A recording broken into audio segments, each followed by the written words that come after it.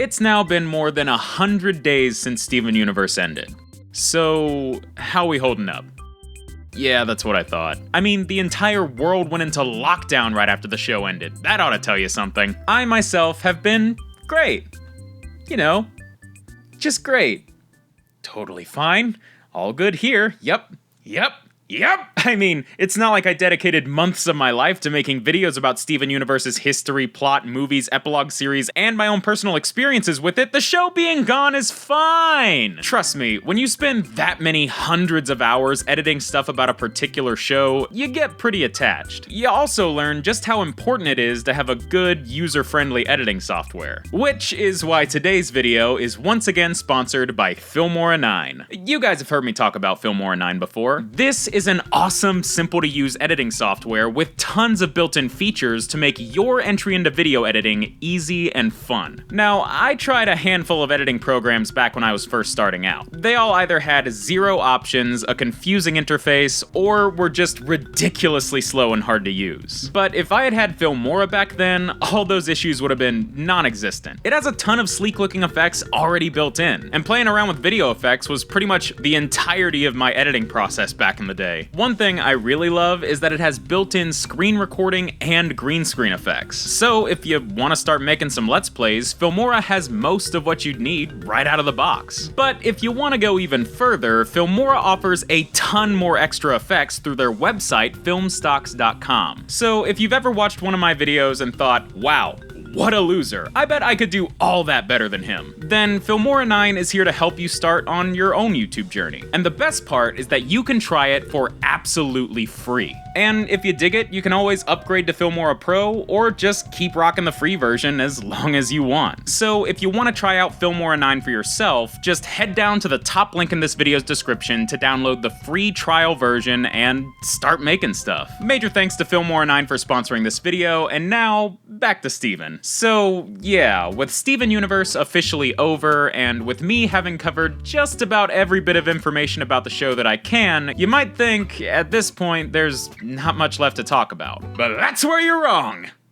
Kinda. This is FootofaFerret grasps at straws for things to talk about with Steven Universe, because if he can still make videos about it, then he doesn't have to confront the fact that it's actually over. So, here's the way this is gonna go down. I want to take a look at some Steven Universe related media that's not part of the main show, the movie, or the future series. So in case you just have no cable, streaming services, or access to TV in general, but for some reason still want to get into Steven Universe, or you're a fan desperately clinging to what few threads of your favorite show are left after the finale, we can see what your options are. And for me, when I think of experiencing cartoons outside of, well, the cartoons, my mind immediately goes to toys. I've always been a little salty that Steven Universe never got any full-fledged action figures like Adventure Time did. I love collecting figurines, but for Steven, the pickings have been kinda slim. Mostly, you had these blind box toys, which were cute and fun to collect, and my 3 identical Paradots prove just how much of a sucker I am. I'll give money to anything, but what I really want to talk about here are the freaking Funko Pop vinyls. Oh lord. Now, I'm not a huge Funko Pop guy, but I do pick some up every now and then if it's from a series I like that doesn't have many figures otherwise. So back when I first got into Steven Universe, I picked up a handful of these Pops, and oh, it's a mixed bag, let me tell you, buddy. I mean, Garnet here, not gonna lie, she looks great. Mainly because her visor covers up those dead, soulless Funko eyes. Steven and Amethyst are okay, but oh my god, Pearl! This nightmarish beast that the Funko company attempted to pass off as Pearl is just about the biggest cartoon-to-toy downgrade I've ever seen. She looks like a Muppet, and not one of the cute ones, like one of the weird ones that freaked you out as a kid. Honestly, I think the worst part is her tiny, weirdly positioned, always smiling mouth. It looks like her mouth is on her chin. Also, no Steven Universe character's mouth has ever looked like that. Ever. I guess I kinda hate it a lot. So maybe toys aren't the way to go for my Steven Universe fix. Yeah, how about music? Yeah, that could work. I mean, one of Steven Universe's biggest trademarks is its music, after all. And lucky for us, Steven Universe has like 5 albums. You got 2 albums of the songs, 2 albums of the score, and the movie soundtrack, which is the clear winner of the bunch if you ask me. I mean, the show had a lot of great songs, but the movie hit a new level. Any album with Happily Ever After, Other Friends, lines and the incredible score on it is clearly gonna beat out the competition. I do want to shout out the Steven Universe Soundtrack Volume 1 though for this dope vinyl record collection. This thing is just stupid cool. The art is amazing, each record is themed after one of the main characters, it's just an incredible package all around. But then, you look at the actual track list. Now don't get me wrong, a lot of these songs are absolute classics. The main theme song, Giant Woman, Be Wherever You Are, Here Comes a Thought, the entirety of Mr. Greg, but there's also a lot of songs on here that either do nothing for me, or that I'm just not a fan of on their own. Honestly, I think early Steven Universe music was a little too Greg heavy? Okay, maybe a lot too Greg heavy.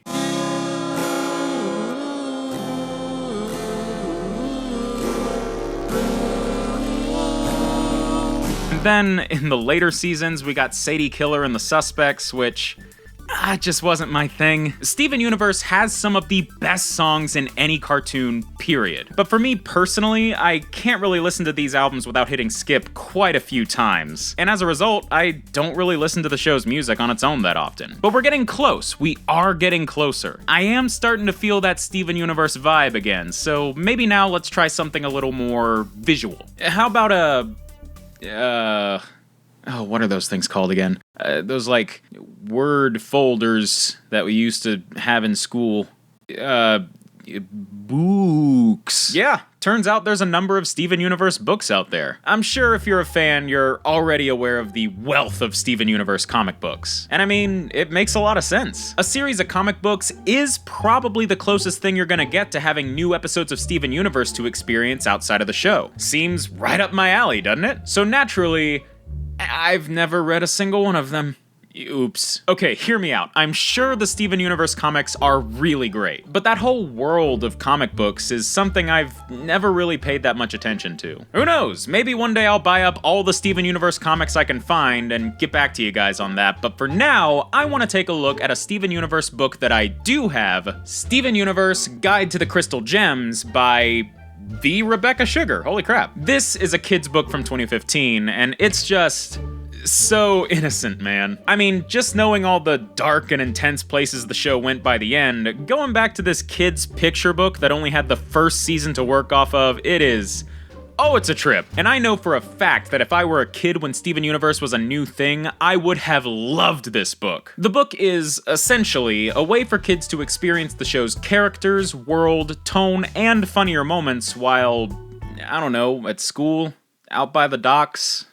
I don't know what kids do these days. Apparently it's called a reference book. And when I was a kid, I had a very similar SpongeBob book that I loved called Life's a Beach, where every page was just a collection of images and quotes. So even though I obviously never grew up with this book, I'm not a freaking time traveler, it does give me some nostalgic vibes. It's actually narrated by Steven. And I mean season 1 Steven, so you got sentences like, Amethyst is a crazy good fighter. She can turn into a big wrestler and roll super fast into things like a big tire, and she can grab things and throw things and even cut things with her whip. I get that this is on purpose, but there is an astonishing number of run-on sentences in this thing. It's almost like one of my videos. That is a long sentence. From the beginning, that was one sentence. You're insane. But the thing that confuses me is, who is this book for? Like, okay, I get that obviously it's for kids who watch the show, but the premise of the book is to teach you all the stuff that, if you watch the show, you'd already know. Like, you learn that Steven is half gem, half human, you learn about the Gem War, you learn about each of the crystal gems and the homeworld gems, trading card stats and all. There's even a whole section dedicated to the fusions. Favorite Opal quote: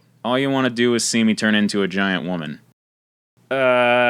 I'm pretty sure that's the only Opal quote. But yeah, all of this stuff the book is trying to introduce you to is stuff that any of the kids watching the show enough to want this book would already know. Plus, the book really assumes you've watched all of season 1, because it mentions Jasper, Peridot, and Lapis throughout the entire thing with zero context until like 75 pages in. Like, imagine it's 2015 and you're getting into the show, you haven't seen all of it, but you're really enjoying it so far. And then you just happen to crack open this book and read, Garnet kept up with Lapis Lazuli's water clones. Yeah, who the heck is Lapis Lazuli? No, That's who she is. Good thing it took 75 pages to get to that information. Heck, they outright spoil the Garnet fusion twist and the Stevani fusion. Connie is barely even mentioned in the book once before that, and that's the second to last page! So, it's a book meant to teach you about Steven Universe's characters, plot, and concepts, but it's written in a way that assumes you already know everything about Steven Universe's characters, plot, and concepts. Am I the only one who thinks that's confusing? Like, my old SpongeBob book was kinda similar, but it was basically just a quote book. It wasn't telling me who SpongeBob is or anything. I know who SpongeBob is! I already bought the book! Do I look like I don't know who SpongeBob is? But yeah, the book's okay. It's definitely for a younger audience, and really outdated. I mean, remember when Peridot was a threat? But it gets across the vibe of the show, and even reinforces the show's lessons about relationships pretty well. And there was something kind of fun and charming about unearthing this weird relic from a simpler time in the show's history. And like I said, this is something I would have loved as a kid. So not only am I starting to feel those Steven Universe vibes again, I'm even feeling a little nostalgic. But I think there's one more level deeper we can go. Something a little more interactive. That's right, let's talk Steven Universe in video games. And there are a handful of options out there when it comes to Steven Universe games. Most of them are pretty simple Flash games on the Cartoon Network site. You know, Doodle Jump clones, racing, volleyball, and other really simple browser games. But man, browser gaming is so 2003. It's all about the mobile gaming these days, brah. Sorry, I won't do that again. And there's actually a pretty dang decent Steven Universe game on the App Store called Steven Universe Attack the Light. It's a basic turn-based RPG game, sort of like a bare bones Paper Mario. You play as Steven in the Crystal Gems, you go around fighting monsters, and that's it. Yeah, it's pretty standard. But I actually played through the whole thing a couple years ago and had a lot of fun with it. But that game was just the springboard for something bigger. Something that is pretty much the reason I wanted to make this weird video in the first place. The sequel, Steven Universe Save the Light. I've always thought this was really cool. Save the Light is another pretty simple RPG, but this time it's a full-fledged console game for all the boxes. You can play as Steven, the Gems, Peridot, Connie, and Greg. There's an original story with new characters, and even a fully explorable beach city. This might sound dumb, but it really does feel like you're playing through an episode of the show sometimes. Some of you might remember in my very first Steven Universe video from 2017, I had a little mini freak out over how cool I thought this game looked. I was riding high on having just gotten into the series at that point, so I was hyped. And while it's definitely not the most original, exciting, or polished game in the world, I mean, even while recording footage for this video, a cutscene glitched out, I got stuck, and had to restart. That's not the best thing in the world, but at the end of the day, I mean, it's Steven Universe Paper Mario, and I have fun with it. Also, it's often bundled with the equally cute OKKO game that I also really like. So if you, like me, have had a Steven Universe-shaped hole in your heart for the last few months, and want to experience some Steven Universe Extended Universe stuff, this is probably my favorite way to do it. Oh, also, apparently there's a third Steven RPG on the App Store called Unleash the Light, but for some reason the App Store hides it behind a subscription service, and I think that's dumb, so I haven't played it. But you know, maybe all this isn't helping. All this extra Steven Universe stuff is fun, but maybe it's better to just face the facts that the show is over, and that's okay. Or, hear me out. Steven Universe Recap 3, all the filler. I mean it, every Beach City episode, every Sadie Killer and the Suspects thing, everything. I'll even make a video about the Ronaldo episodes. Come on, I'm desperate here.